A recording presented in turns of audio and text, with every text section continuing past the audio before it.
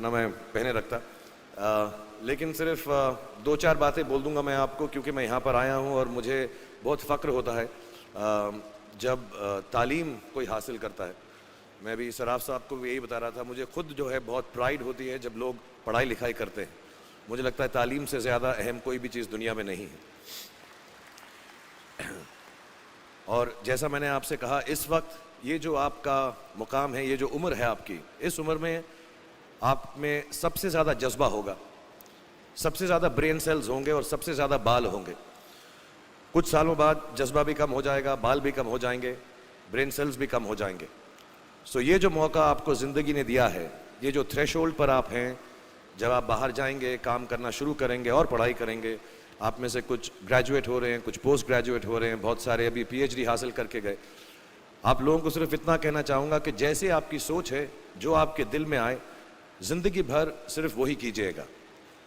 क्योंकि जब आप मेरी उम्र के होंगे या अपने माँ बाप की उम्र के होंगे, अपने टीचर्स की उम्र के होंगे, तो कहीं ना कहीं दिल में कोई ना कोई रिग्रेट रह जाती है कि मैंने वो क्यों नहीं किया। तो हर लड़के और हर लड़की को मैं सिर्फ यही कहूँगा, प्लीज़ जो दिल में आए इस उम्र में ज़रूर कीजिएगा। मेरे जो वालिद थे, मैंने जैसे बताया बहुत पढ़े लिखे थे, तो उन्होंने बहुत गरीब भी थे, उनको कभी कोई नौकरी नहीं मिली, हार्डली उनके पास पैसे होते थे। जो भी बिज़नेस उन्होंने शुरू किया, इतनी तालीम हासिल करने के बाद भी वो फेलियर ही रहा। लेकिन उन्होंने बहुत प्यार दिया, और क्योंकि उनके पास पैसे नहीं होते थे तो मेरे हर जन्मदिन पे अपनी कोई पुरानी चीज़ मुझको दे दिया करते थे। तो पहली पुरानी चीज़ जो, और बहुत बड़ा चढ़ा के उर्दू में अच्छे अच्छे अल्फाज यूज़ करके मुझे इम्प्रेस करते थे कि बहुत अच्छा प्रेजेंट दिया है मुझको। तो वो मुझे पहली चीज़ उन्होंने मुझे, ये मैं हर जगह पर बोलता हूँ, स्कूल के बच्चों के फंक्शन पे, येल यूनिवर्सिटी में, एडिनबरा में, क्योंकि आप लोग सब अपनी लाइफ के उस थ्रेशोल्ड पे हैं जहाँ से आपको कामयाबी हासिल करनी है इंशाल्लाह। सो पहली चीज़ जो उन्होंने मुझे दी थी, उन्होंने मुझे अपना शतरंज का सेट दिया था, टूटा फूटा सा।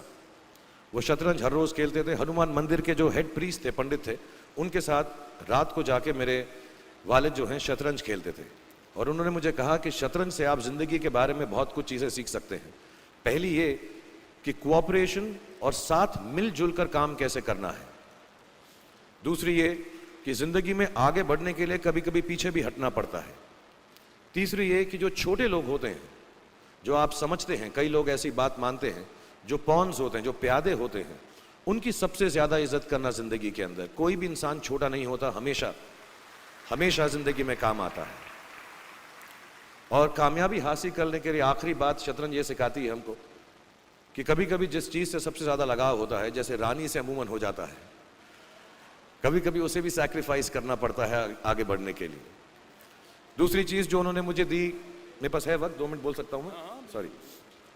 दूसरी चीज़ जो उन्होंने मुझे दी थी, वो एक टाइपराइटर दिया था। आज के ज़माने में आई डोंट थिंक किसी को, बहुत सारे बच्चे होंगे यहाँ पे जिनको मालूम भी नहीं होगा टाइपराइटर कैसा लगता है।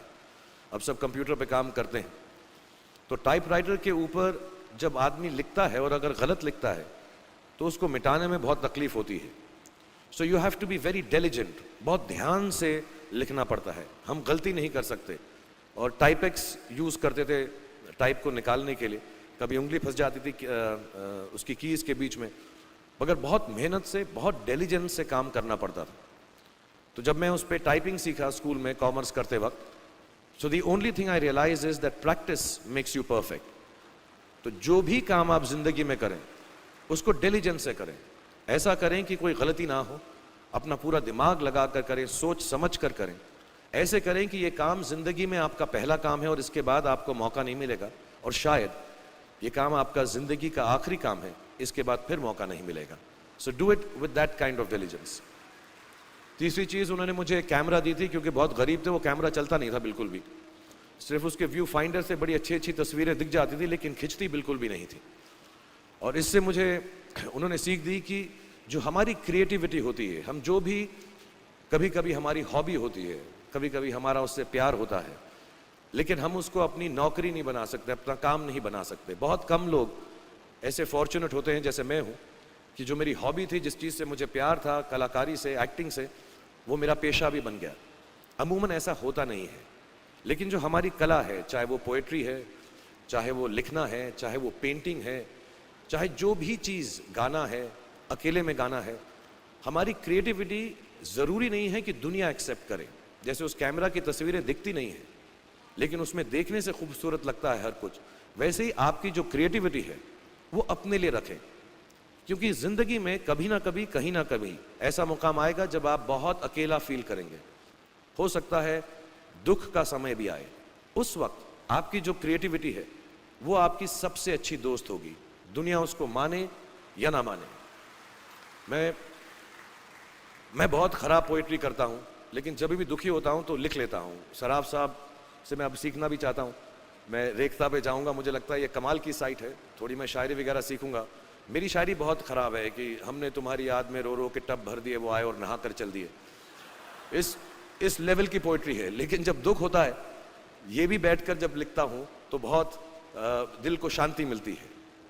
आखिरी चीज़ मेरे वालिद ने जो मुझे दी थी, वो दोनों मिक्स है, मैं जल्दी ख़त्म करता हूँ क्योंकि आप लोगों के पास वक्त नहीं है, आप लोगों को अपनी डिग्रीज लेनी है, सोच रहे होंगे इतना वक्त ज़ाया कर रहा है हमारा ये।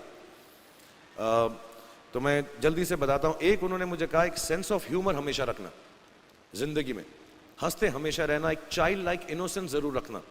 जैसे एक छोटे बच्चे की जो एक इनोसेंस होती है, जो उसका दुनिया की तरफ जो नज़रिया होता है बड़ा इनोसेंट सा होता है, उसमें कोई खामी नहीं होती, गलती नहीं होती, अभी दुनियावी बातें नहीं आई होती, तो वैसे ही रखना। कई बार बचपन में मैंने जब बदतमीज़ी की या कोई गलत काम किया तो उन्होंने सेंस ऑफ ह्यूमर से मुझे बचाया।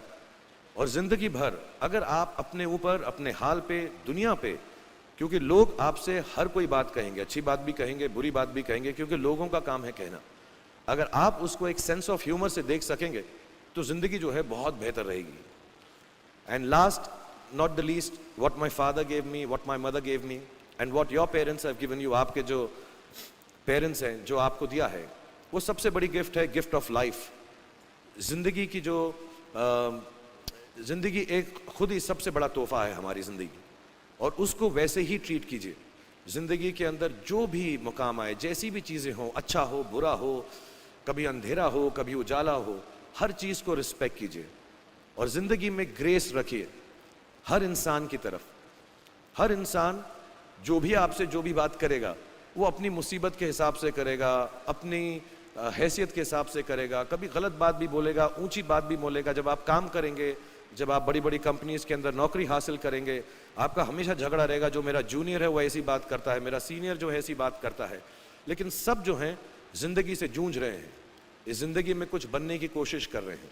सो वो ग्रेस जो है, वो लीवे जो है, हर किसी को दीजिएगा जो आपके साथी हैं, जो आपके साथ साथ काम कर रहे हैं, जो आपका साथ काम नहीं भी कर रहे और जो आपका साथ नहीं भी दे रहे।